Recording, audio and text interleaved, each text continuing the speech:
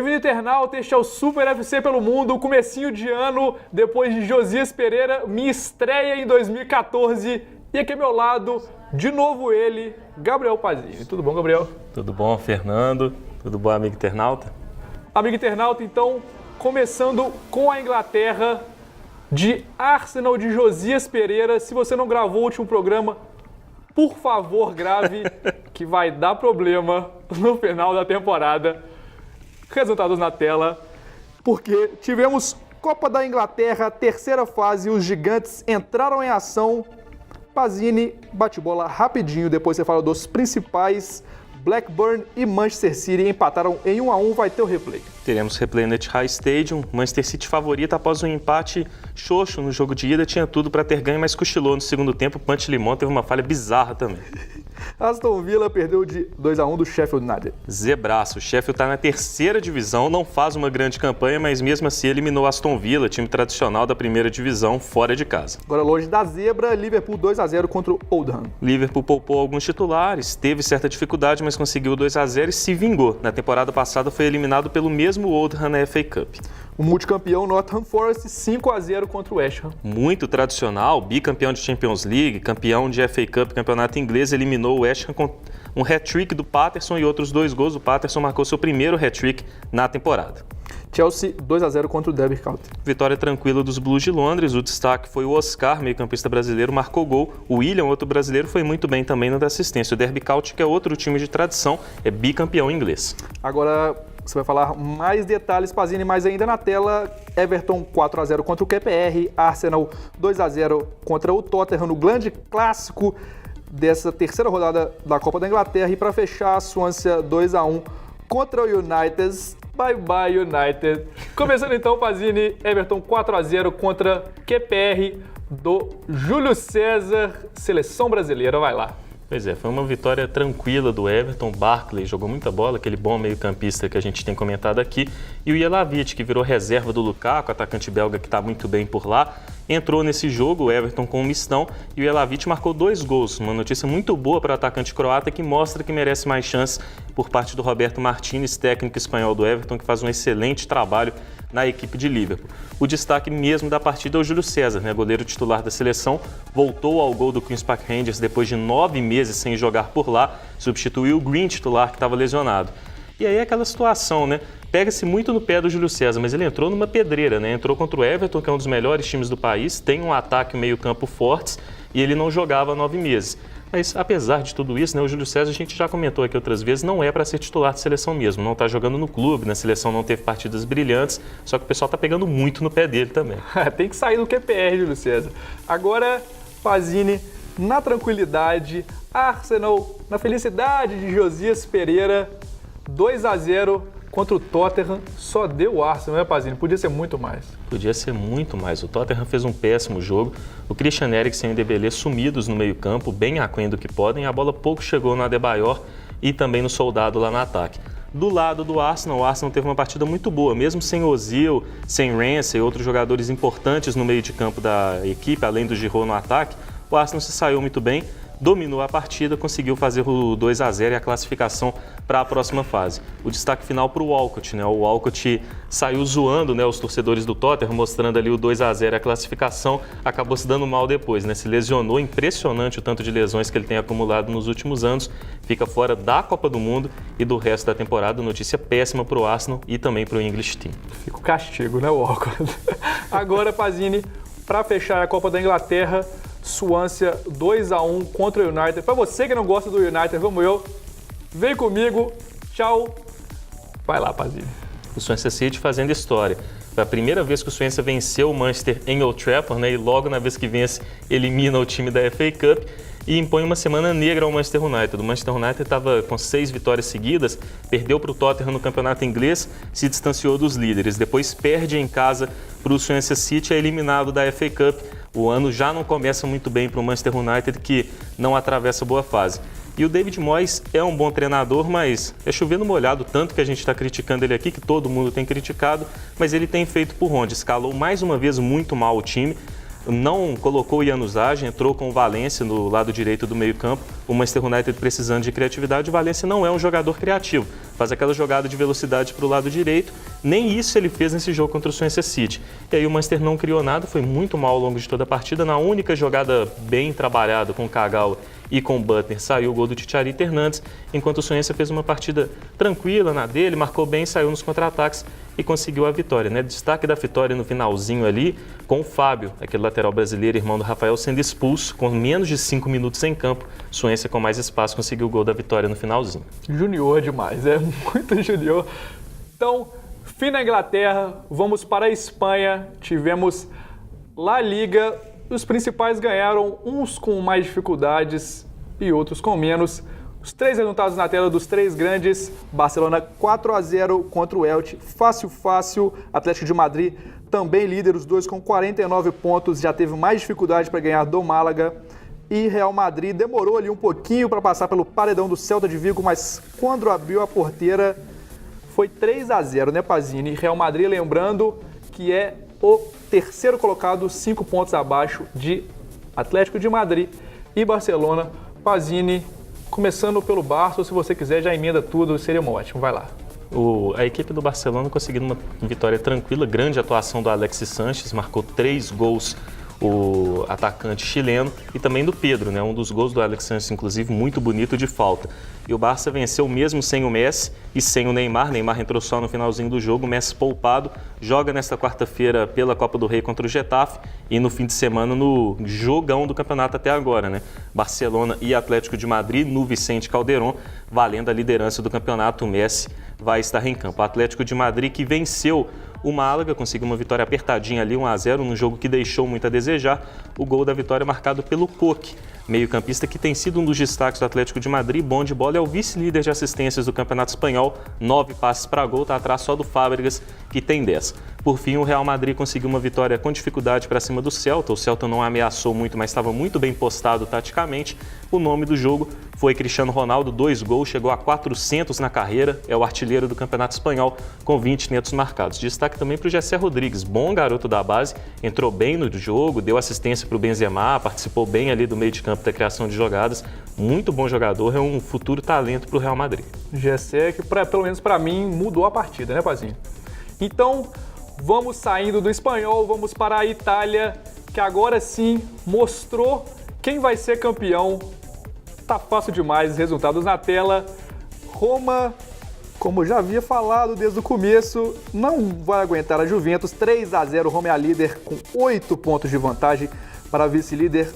Logo a Roma, Napoli 2-0, Napoli que é o terceiro com 10 pontos atrás da Juve, ganhou do Sampdoria. Milan 3-0 contra o Atalanta, mas Milan está lá embaixo ainda, 11º colocado, 10 pontos abaixo do Verona. A Lazio ganhou de 1-0 da Inter, a Inter perdeu a posição para o Verona. Fiorentina 1-0 contra o Livorno e Verona dele, o mito Luca Toni 3-1 contra a Udinese de Natali. Pazini, começando então pelo jogo principal, Juventus 3-0, dava para ser 6, 7, foi fácil demais. Ficou bem claro uma coisa, né? A Roma tem um bom time, tem bons jogadores, mas muito aquém da Juventus. A Juventus está muito acima de todos os times do campeonato italiano. Foi um 3-0 fácil, a Juve dominou o jogo inteiro. O Vidal marcou gol, teve boa atuação. O Tevez, que fez a jogada do gol do Vidal, jogou muita bola. E o Pogba e o Pirlo, que os dois estão jogando no meio-campo junto com o próprio Vidal, é uma grandeza. A Juventus passeou para cima da Roma, poderia ter sido muito mais. E o destaque é que o jogo já estava decidido mesmo quando a Roma teve 2 jogadores expulsos no final da partida. E ambos com lances bobos, né? O primeiro foi o De Rossi, deu uma entrada dura no Chiellini, no lance perdido na lateral do campo. E o segundo foi Leandro Castan, zagueiro ex-atlético, colocou a mão na bola lá Luís Soares, no lance que já estava praticamente resolvido no pênalti. O Vucinic marcou. Vitória tranquila da Juventus, que caminha a passos largos para o tricampeonato consecutivo. Já embola aí no Napoli, que está ali 10 pontos abaixo, 2 abaixo da Roma, já vai brigar ali pela vice-liderança. Vai brigar pela vice-liderança, que dá a vaga direta na Champions League, né? O terceiro lugar é só a fase dos playoffs. Foi uma vitória tranquila do Napoli. O Mertens, belga, foi o destaque do jogo com 2 gols. Agora o Milan, apesar de ser 11º colocado, a gente fala dele por causa do Kaká tá arrebentando, né, Pazini? Kaká tá jogando muita bola por lá, marcou 2 gols, chegou ao 100º e depois ao 101º gol com a camisa do Milan, foi o nome do jogo. Balotelli também jogou muito bem. Agora o destaque é o Milan vencendo, mas com uma atuação ruim. A Sampdoria deu um calor no Milan. Durante uns 20 minutos ali pressionou, o Milan teve que jogar com 11 atrás da linha da bola contra a Atalanta, E além disso também o time tomou bola na trave, o Abbiati fez grandes defesas, a Atalanta teve um gol mal anulado também, ou seja, o Milan passou sufoco, venceu por 3-0, mas teve sufoco. Destaque também para o Honda, craque japonês, camisa 10, que reforça a equipe do Milan, estava nas arquibancadas, cheio de estilo lá, acompanhando o jogo na maior marra, e promete aí ser uma boa para o Milan nos próximos meses, né? O Milan com o Kaká voando, o Balotelli voltando a jogar muito bem, Honda entrando no meio campo com o Montolivo, El Shaarawy voltando, dá um gazinho a mais para o Milan. Para a Champions League acho difícil porque está muito distante, né? E tanto o Napoli quanto o Roma quanto o Juventus estão bem. Mas para a Liga Europa ali dá para brigar sim. Bacana, bacana. Ora, Pazini, vou pedir para você embolar a vitória da Lazio contra a Inter. Ainda tivemos Fiorentina e Omito, Luca Toni fazendo a diferença para o Verona. Vai lá. O Lazio a Lazio, né, que está tão mal quanto o Inter no campeonato italiano, lá embaixo também, mas conseguiu vencer bem a Inter, né, num jogo que foi péssimo resultado para a Inter porque saiu da zona de classificação à Liga Europa. O jogo foi bem fraco, o destaque foi a estreia do Redia, substitui o Petkovic, foi demitido por justa causa na Lazio, o Petkovic que vai assumir a Suíça depois da Copa de 2014. O golaço do Klose foi outro destaque do jogo, o atacante alemão marcou o gol da vitória da Lazio. A equipe da Fiorentina conseguiu vencer num jogo apertado, não teve uma grande atuação, mas manteve ali a 4ª posição na zona de classificação à Liga Europa graças a essa boa vitória. Contudo, tem uma má notícia, a lesão do Rossi, está jogando muita bola, artilheiro do campeonato italiano com 14 gols, fica 3 meses fora. O lado menos ruim é que o Mário Gomes, matador alemão, está voltando de lesão, então ele já entra na vaga do Rossi, a Fiorentina segue com o homem-gol. Por fim, a boa vitória do Verona, consegue ali marcar 3 gols, 2 deles do mito Luca Toni, está jogando muita bola mesmo no Verona, só que tem a notícia triste que é a notícia da Udinese. O Di Natale anunciou que se aposenta ao final da temporada, 36 anos, é um mito, né? Nem revelado pelo Udinese mas tem um carinho todo especial, o maior artilheiro da história do clube, tem jogado muita bola, também pela seleção italiana, não tem sido convocado, mas já teve boas participações. Mito dentro e fora de campo, vai deixar muita falta quando se aposentar do futebol. É isso mesmo, então o fim de italiano, vou passar rapidinho aqui pro Pazini, notícia triste antes do Mercadão da Bola. Pazini, Eusébio morreu aos 71 anos, grande jogador, nascido em Moçambique, mas fez sua carreira praticamente toda no Benfica, jogou por Portugal também, belíssimo jogador, vai lá. Belíssimo jogador, um dos maiores da história do futebol, um dos maiores do futebol português. Não gosto muito dessas comparações, Cristiano Ronaldo, Figo. Para mim, ainda é usar todos os grandes craques do futebol. O Eusébio fez história, ganhou a Champions League, foi eleito o melhor jogador do mundo, é o maior nome da história do Benfica, maior artilheiro da história do clube, com mais gols marcados do que jogos oficiais, inclusive. E é um grande nome, um dos grandes nomes, pelo menos, como disse, da história da seleção portuguesa. A Copa de 66, que é o grande marco dele, ele foi o cara que eliminou aquele Brasil da geração envelhecida de 58 e 62, com o Pelé machucado. Depois, contra a Coreia do Norte, nas quartas de final, Portugal perdendo por 3-0, ele marcou 4 gols seguidos, Portugal virou para 5-3 e se classificou. Na semifinal, contra a Inglaterra, toda aquela questão controversa, né? O jogo era no Goodson Park, do Everton, em Liverpool, acabou sendo transferido às vésperas para o Wembley. E aí os portugueses tiveram que viajar às vésperas de Liverpool para Londres. Mesmo assim, o Eusébio foi lá, marcou gol, mas Portugal perdeu para os donos da casa. Na disputa do 3º lugar, Portugal conseguindo a vitória sobre a União Soviética. O Eusébio marcou gol em ninguém mais, ninguém menos do que Lev Yashin, um dos maiores goleiros de todos os tempos. Só para ter noção de como o Eusébio estava iluminado naquela Copa. Foi o artilheiro da Copa com 9 gols, uma marca incrível.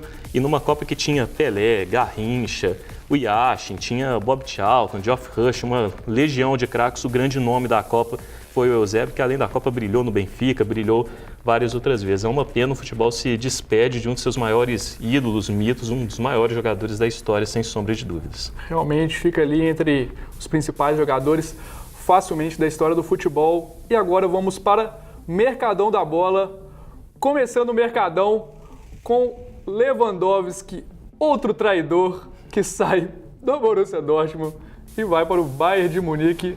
Pazini, mais um Pazini. mais um, né? Depois do Götze, né? O Lewandowski vai, não é a primeira vez, já tiveram outros casos.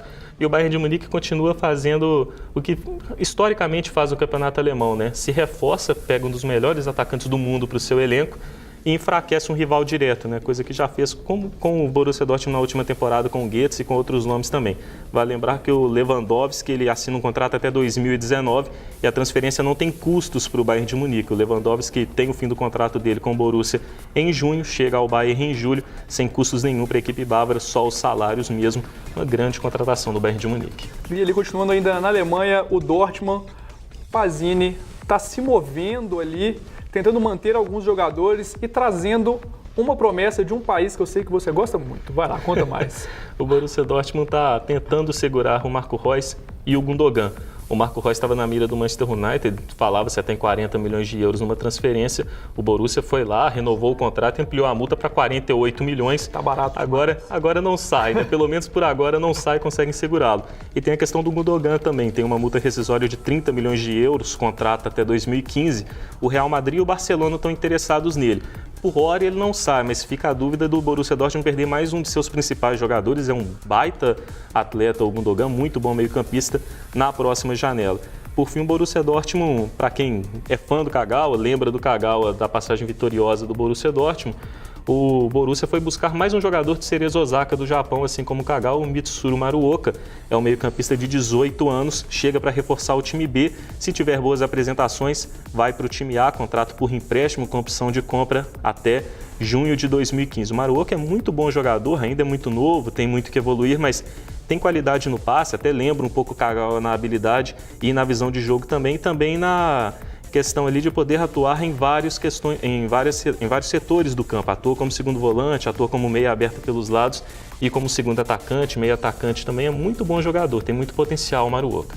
Agora sim, estamos perto do final. Barcelona trocando de goleiro, como já era esperado, Valdés sai e dá lugar a Stegen do Borussia Mönchengladbach. Pazzini, vai lá.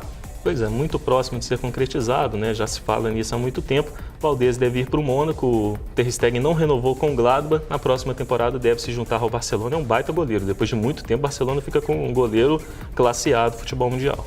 Agora Pazzini se joga, reforços vindo do Japão para fechar o mercadão e o Super FC pelo mundo, vai lá. O 1860 Munique, um dos rivais ali do Bayern de Munique, mas rival bem menor, contratou o Yuya Osako, tem esse nome engraçado mesmo, que é um jogador do Kashima Antlers, da seleção japonesa. É um bom atacante, um bom reforço, fora que o técnico do 1860 Munique já trabalhou com um jogador japonês que hoje se destaca na Alemanha, que é o Takashi Nui, do Eintracht Frankfurt, trabalhou com ele na equipe do Bochum, na segunda divisão alemã. É um bom reforço e uma boa para o Osako também, pegando uma experiência ali no futebol europeu, depois de transferir para um time maior. A outra novidade é o Manabu Saito, a gente falou dele no último programa, destaque do Yokohama F. Marinos, deve se transferir para o Wolfsburg, se não nessa janela, na próxima, time do Diego, do Naldo. É muito bom, meio atacante, tem muita habilidade e até curioso, né? O apelido dele, quando ele estava emprestado ao Errime, era Errimessi, uma comparação tanto besta, mas é muito bom jogador. É uma boa aquisição para o Wolfsburg da Alemanha. Bem menos. Pazzini, com essa bobagem aí. Te agradeço demais o programa de hoje. Obrigado, Fernando. Obrigado, amigo internauta. Amigo internauta, como sempre, acesse www.superfc.com.br para saber sobre futebol, vôlei, Fórmula 1, todos os assuntos de esporte e, claro, siga-nos no Twitter, o @super_FC. Muito obrigado. Até a próxima. Tchau, tchau.